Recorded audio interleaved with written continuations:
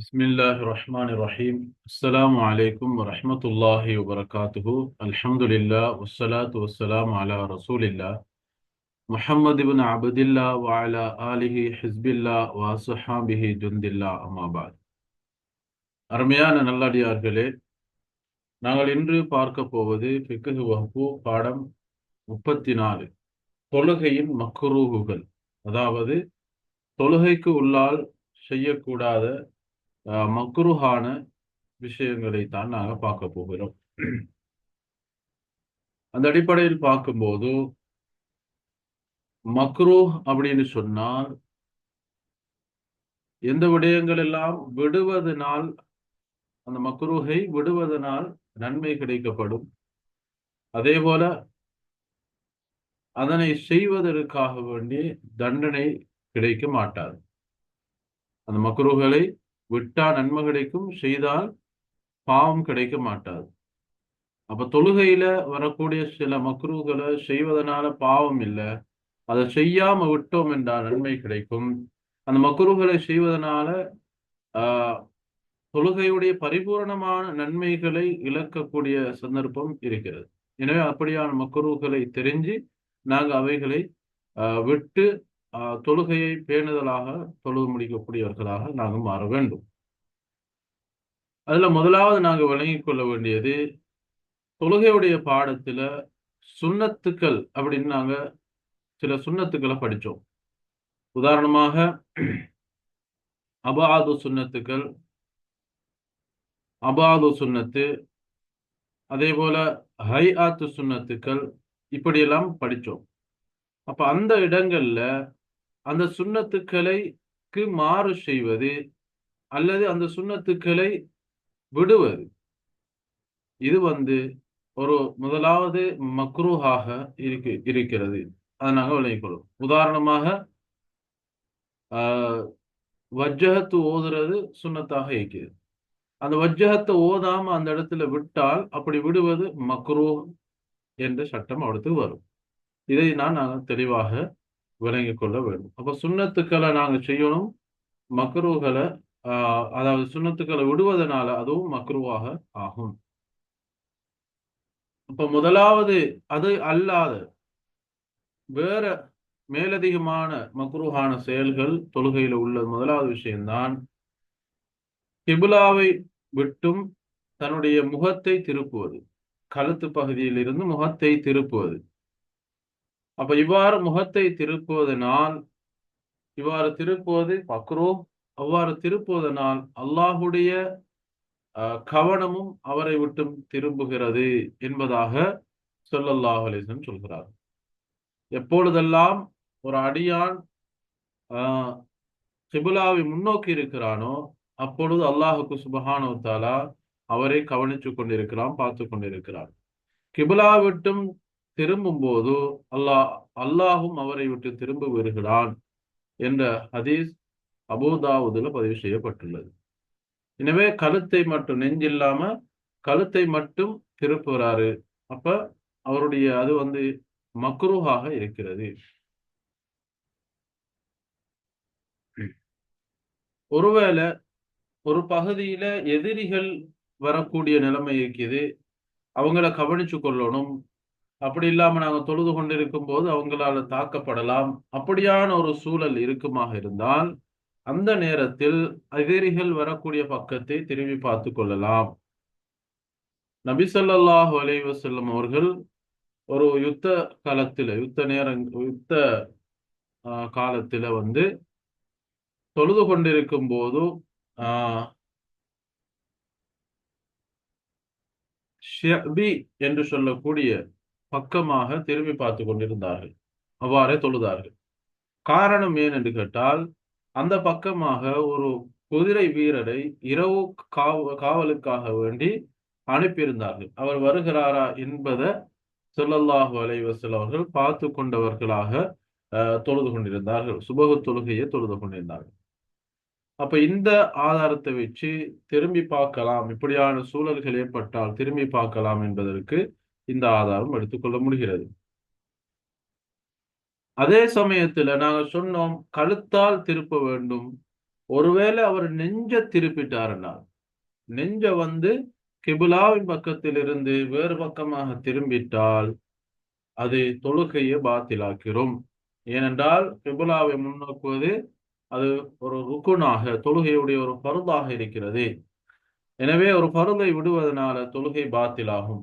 நெஞ்சை கிபிலாவின் பக்கம் நேராக வச்சிருக்கணும். அதை திருப்பினால் தொழுகை பாத்திலாகி விடும். அதே போல ஒருத்தர் கண்ணால ஓர கண்ணால பாக்குறேன்னு சொல்லுவாங்க. கண்ணை உருட்டி உருட்டி பாக்குறது, அங்கலங்களையும் பாக்குறது, ஆனா தலையை திருப்புற இல்ல, நெஞ்சையும் திருப்புற இல்லை. இப்படி பார்ப்பதும் பரவாயில்லை, அதுல பிரச்சனை இல்லை என்பதாக மார்க்க அறிஞர்கள் சொல்லித் தருகிறார்கள். நபி ஸல்லல்லாஹு அலைஹி வஸல்லம் அவர்கள் ஒரு முறை பள்ளிக்கு தொழுவிக்கும் பொழுது தன்னுடைய ஓரக்கண்ணால், தன்னுடைய ஒரு சைட்டால என்ன செய்வாங்க, பார்த்தாங்களாம். சிலர் தங்களுடைய ருக்குல அதே போல சுஜூதுகளை முழுமையாக செய்யாதவர்களை கவனிச்சுட்டு சொன்னாங்களா, ஸலாத் லிமன் லா யுகீமு சுல்பஹு, யாரு தன்னுடைய முதுகை நேராக்கவில்லையோ, சரியான முறையில ருக்குல நின்று தாமதிக்கவில்லையோ, அவருக்கு தொழுகை இல்லை என்பதாக ரசூலுல்லாஹ் சொன்னாங்க. அப்ப இதே ரசூலுல்லாஹ் ஓரக்கண்ணால கடற்கண்ணால பாக்குறேன்னு சொல்லுவாங்க, ஓரக்கண்ணால பாக்குறேன்னு சொல்லுவாங்க. இப்படி பாக்குறது பரவாயில்லை, அதுல குற்றம் இல்லை என்பதாக சொல்றாங்க. என்றாலும் நாங்க அதை சும்மா எப்பவுமே அதை பார்த்து இருக்க கூடாது. காரணம், தொழுகையுடைய நோக்கம் நிறைவேறாது. தொழுகையை விட்டும் அவருடைய சிந்தனை வெளியில் சென்று விடும் என்பதனால கட்டாயம் அவங்க பார்த்து அங்கங்க திரும்பி பார்க்காம இருக்க வேண்டும். அடுத்து மக்ரூஹான செயல்தான் தொழுகையில வானத்தின் பக்கம் பார்வையை உயர்த்துவது. மேல பார்த்து கொண்டிருக்கிறது, வானத்தை பார்த்து கொண்டு தொழுகிறது. இவ்வாறு தொழுவது மக்ரூஹான ஒரு செயலாக இருக்கிறது. ரசூல் ஸல்லல்லாஹு அலைஹி வஸல்லம் அவர்கள் எச்சரிக்கையாக சொல்லியிருக்கிறார்கள். அதாவது உங்களுக்கு பார்த்தா விளங்கும், அந்த ஸ்கிரீன்ல நாங்க ஹதீஸுடைய மொழிபெயர்ப்பு போட்டிருக்கிறோம். சிலர் ரசூல் ஸல்லல்லாஹு அலைஹி வஸல்லம் சொல்றாங்க, சில கூட்டத்துக்கு என்ன ஆயிற்று, அவர்கள் தொழுகையிலே வானத்தின் பக்கம் தங்களுடைய பார்வைகளை உயர்த்தி கொண்டிருக்கிறார்கள். ஒன்று அவர்கள் அதனை நிப்பாட்டிக் கொள்ளட்டும், அல்லது அவர்களுடைய பார்வைகள் பறிக்கப்படட்டும் என்பதாக ரசூல் ஸல்லல்லாஹு அலைஹி வஸல்லம் எச்சரிக்கை செய்திருக்கிறார்கள். அப்ப வானத்தை பார்த்து கொண்டு நிற்கிறது தொழுகையை மக்ரூஹான ஒரு விஷயமா இருக்கிறது. அடுத்து மூணாவது மக்ரூஹ், தொழுகையில முடிகளை பிடிக்கிறது, ஆடையுடைய ஓரங்களை மடிக்கிறது. இப்படியான விஷயங்களை செய்யாமல் இருக்க வேண்டும். அவ்வாறு செய்வது மக்ரூஹாக இருக்கிறது.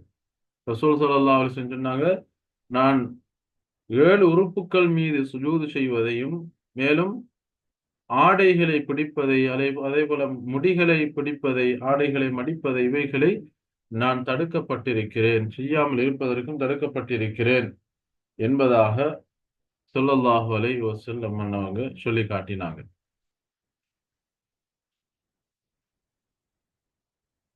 அடுத்து, தொழுவது மக்ரூஹான சந்தர்ப்பம். இந்த இடங்கள் எப்படியான நிலைமைகள் வந்தா தொழுவதே மக்ரூஹ். அதென்னு கேட்டால், முதலாவது ஒருத்தருக்கு நல்ல பசி, அந்த நேரத்துல சாப்பாடும் தயாராக இருக்குது, சாப்பாடும் ரெடியாகி தயாராக இருக்குதுன்றால் அந்த மனதோட போய் தொழுவது மக்ரூஹ். காரணம், அவருக்கு என்ன செய்யும், சாப்பாட்டின் பக்கம், அந்த தொழுகையிலும் கூட சாப்பாட்டின் பக்கம் தன்னுடைய நஃப்ஸு இழுத்து கொண்டிருக்கும். எனவே தொழுகையில ஹுஷூ ஹுது என்பது வராது. எனவே அந்த இடத்துல, அந்த நிலைமையில, இப்படியான ஒரு நிலைமையில தொழுவது மக்ரூஹ்.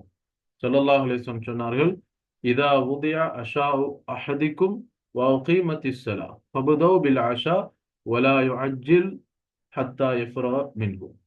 அதாவது உங்களுக்கு ஒருவருக்கு இரவு சாப்பாடு வைக்கப்பட்டிருக்கு, அதே நேரத்துல தொழுகைக்காக வேண்டி இகாமத் சொல்லப்படுது என்றால், முதலாவது சாப்பிடுங்க, சாப்பாட்டை கொண்டு ஆரம்பிங்க, அது வரைக்கும், சாப்பாட்டில் முடியும் வரைக்கும் நீங்கள் தீவிரமாக தேவையில்லை என்பதாக ஸல்லல்லாஹு சொல்றாங்க.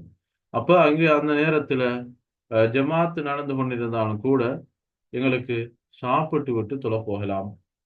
அவ்வாறு பசியோட போவது மக்ரூஹாக இருக்கிறது. அந்த இடத்துல சாப்பாடு தயாராக இல்லை, நிச்சயம் சுரங்கும் தயாராகிறதுக்கு. அப்படியான ஒரு நிலைமா இருந்தா அப்ப முதலாவது தொழுகையை தொழணும், அதுக்கு பிறகுதான் சாப்பிட போகணும். அதே போல மலம், சிறுநீர், அதே போல காற்று முதலியவை அடக்கி கொண்ட நிலைமையில தொழுவதற்கு போகக்கூடாது.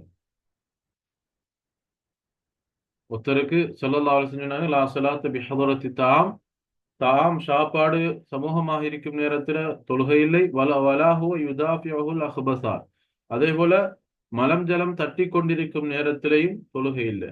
முஸ்லிம்ல வரக்கூடிய செய்தி. அப்ப ஒருத்தருக்கு நல்லா தட்டி கொண்டிருக்கக்கூடிய நிலையில போய் தொழ வேண்டிய அவசியம் இல்லை.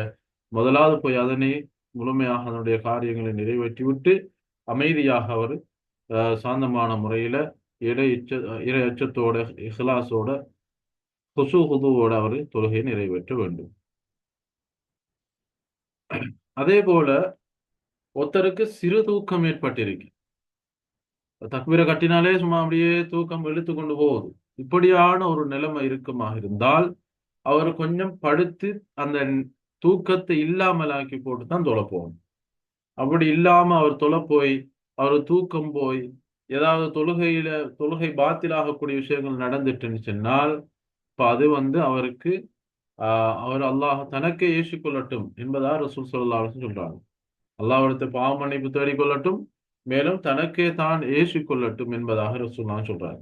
அப்ப அப்படி சிறு தூக்கத்தோட தொழுதால் தொழுகைக்கு பாத்தில் அல்ல, ஆனா அவருடைய பலன்கள் இல்லாமல் போய்விடலாம். ஒருவேளை தொழுகை பாத்திலாகக்கூடிய செயலை செஞ்சிடலாம். அந்த சிறு தூக்கமே பெருதூக்கமாக்கி அவருக்கு தொழுகையை பாத்திலாகக்கூடிய நிலைமையாக மாறலாம். எனவே அவ்வாறான நேரத்துல தொழுவது மக்ரூஹாக இருக்கிறது. அப்ப அடுத்து தொழக்கூடிய இடங்கள், அதாவது தொழுவது மக்ரூஹான இடங்கள், அதுல முதலாவது பாதை ஓரங்கள். பாதை ஓரங்கள்ல நஜீசுகள் இருக்கலாம், அல்லது மக்களுடைய பார்வை அதிகமாக இருக்கலாம். அங்கின இஹ்லாஸ், அதே போல இரையச்சம், மன தூய்மை, ஹுது வருவதற்கும் கொஞ்சம் அசௌகரியமாக இருக்கலாம். எனவே அந்த நேரத்தில் தொழுவது மக்ரூ, தொழுதால் பாத்தில் இல்லை, தொழுவது மக்ரூ என்று சொல்றாங்க. அதே போல குளியல் அறை, குளிக்கக்கூடிய இடம், டொய்லெட்டில தொழில், அதாவது மலஞ்சலம் கழிக்க இடத்துல அல்லாவுடைய பெயர்கள் சொல்லப்பட இயலாது. அதே போல குளிக்கிற இடமாக இருந்தால் அந்த இடத்திலையும் மக்ரூ தொழுவது. அடுத்த மையவாடிகள்லையும் மக்ரூஹாக இருக்கி, சில வேளை நஜீசுகள் இருக்கலாம், அல்லது அந்த இடத்துல போய் மையத்துக்கு முன்னால் சுஜூது செய்யக்கூடிய நிலைமை வரும். அவைகள் தவிர்க்கப்பட வேண்டும். சுஜூது செய்வதனால ஷிர்காக போறதில்லை, அவருடைய நியத்தை பொறுத்து தான் அவருக்கு கிடைக்கக்கூடிய அமல் நிறைவேறும். என்றாலும் அவ்விடத்துல அதுக்கான ஒப்புதல் அப்படி இருப்பதனால, அதனுடைய தோற்றம் அந்த இடத்துல வருவதனாலையும் நஜீசுகள் இருக்கும் என்பதனாலையும் மையவாடிகள்ல தொழுவது மக்ரூஹாக்கப்பட்டிருக்கு. அதே போல ஒட்டகங்களை கட்டக்கூடிய இடம், அந்த இடத்திலையும் தொழுவது மக்ரூ. அதே போல குப்பை தொட்டிகள்ல அதனுக்கு ஓரத்தால தொழுகிறது மக்ரூ, நஜீஸ்களின் உட்பட. சந்தையில மக்கள் நிறைஞ்சு நிக்கிற இடத்துல தொழுவது மக்ரூ. இவ்வாறான இடங்கள்ல தொழக்கூடிய ஒரு இக்கட்டான ஒரு நிலைமை அவிடத்தெல்லாம் தொழ வேண்டி ஈக்குது அப்படி என்று வந்தால் பிரச்சனை இல்லை, தொழலாம். தொழுகைக்கு எந்த விதமான பாதிப்பும் இல்லை. இந்த இடங்கள்ல தொழுது மக்ரூ. நாங்க மக்ரூ நான் சொல்லியிருக்கிறோம், விட்டால் நன்மை கிடைக்கும், செய்தால் பாவம் இல்லை, தொழுகை நிறைவேறும் என்பதை நாங்கள் ஞாபகத்தில் கொள்ள வேண்டும். அதே போல கடைசியாக கோயில், ஏனைய மதஸ்தலங்கள், முஸ்லிம்களுடைய அல்லாமல் ஏனைய மதஸ்தலங்கள்ல தொழுவது மக்ரூஹாக்கப்பட்டிக்கு. சுத்தமாக இருக்குது, நல்லா தெரியும் என்றால் தொழுவதனால தொழுகை பாத்தில் ஆகாது. ஆனால் அவ்வாறு தொழுவது மக்ரூஹ் என்பதை நாங்கள் விளங்கிக் கொள்ள வேண்டும். அடுத்த விஷயம், தொழுகையில பெண்களுக்கும் ஆண்களுக்கும் மத்தியில் இருக்கக்கூடிய சில இடங்கள்ல வித்தியாசங்கள் இருக்கு. அந்த வித்தியாசங்கள் என்ன என்பதை தான் இந்த பாடத்துல அடுத்ததாக நாங்க பார்க்க போறோம். அதுல முதலாவது தான் சுஜூது செய்யும் போது முழங்கைகளை வயிற்றோட அப்படியே சேர்த்து வச்சுக்கொள்ளணும். முழங்கைகளை வந்து தன்னுடைய வயிற்று பக்கம், அதாவது விலா பக்கம் ரெண்டு சைட்டாலையும் கையை சேர்த்து வச்சிருக்கணும். தொடையை வந்து வயிற்றோட சேர்த்து வச்சிருக்கணும். கொஞ்சம் ஒடுக்கமாக அந்த பெண்கள் வந்து தொழணும். ஆண்கள் இந்த விஷயத்துல வித்தியாசப்படுகிறார்கள். ஆண்கள் வந்து நல்லா கைகளை விரிச்சு தோளுக்கு நேராக, கால் சோனைக்கு நேராக கைகள் வரக்கூடிய அளவுக்கு நன்றாக கைகளை விரிச்சு வயிற்றை விட்டும் அதாவது தொடை பகுதியை தூரமாக்கி ஆண்கள் தொழ வேண்டும். எல்லாம் பிரித்து தொழணும். பெண்களாக இருந்தால் அதெல்லாம் சேர்த்தவர்களாக தொழணும். அடுத்து இரண்டாவது விஷயம் வந்து, பெண்களுடைய ஜமாத் ஒன்று நடக்கு அல்லது ஆண்களுடைய ஜமாத்து நடக்கு, பெண்கள் பின்னால் இருக்கிறாங்க என்றால் அந்த நேரத்துல இமாமுக்கு தொழுகையில் ஏதாவது ஒரு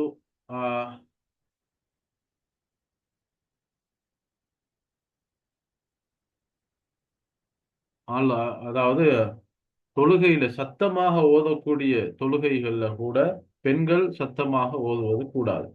அங்கே ஆண்கள் இருப்பார்கள் என்றால் அவர்கள் சத்தத்தை உயர்த்துவது கூடாது.